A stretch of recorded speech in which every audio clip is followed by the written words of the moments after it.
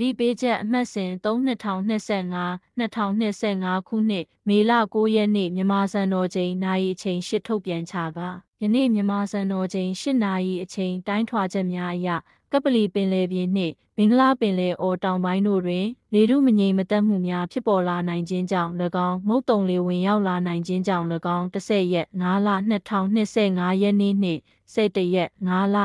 2025ရက်နေ့တို့တွင်မန္တလေးတိုင်းဒေသကြီးမကွေးတိုင်းဒေသကြီး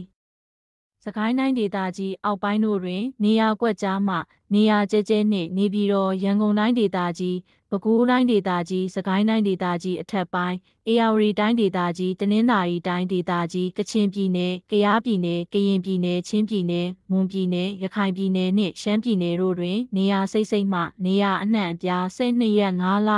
2025ရက်နေ့မှ18ရက်5လ2025ရက်နေ့အတွင်းနေပြည်တော်ရန်ကုန်တိုင်းဒေသကြီးမန္တလေးတိုင်းဒေသကြီးပဲခူးတိုင်းဒေသကြီးမကွေးတိုင်းဒေသကြီး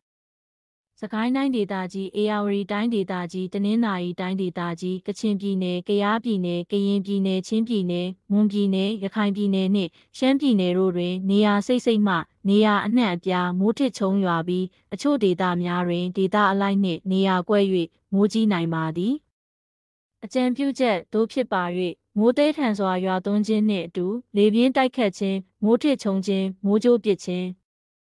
လျှက်တစ်ပြက်ရေကြီးခြင်းနှင့်မြေပြိုခြင်းစသည့်သဘာဝဘေးအန္တရာယ်များဖြစ်ပေါ်နိုင်ပါသဖြင့်အဆိုပါဒေသများရှိကုန်းမြင့်ဒေသအနီးတွင်နေထိုင်ကြသူများအနေဖြင့်မြေပြိုမှုအန္တရာယ်မြင့်ငယ်ချောင်းငယ်များအနီးတွင်နေထိုင်ကြသူများအနေဖြင့်ရေကြီးရေလျှံမှုများကိုကြိုတင်သတိပြုရှောင်ရှားနိုင်ပါရန်နှင့်ပြည်တွင်းရေကြောင်းသွားလာရေးနှင့်လေကြောင်းပြန်တမ်းရေးအနေဖြင့်လည်းကြိုတင်သတိပြုနိုင်ပါရန်သတိပေးနှိုးဆော်အပ်ပါသည်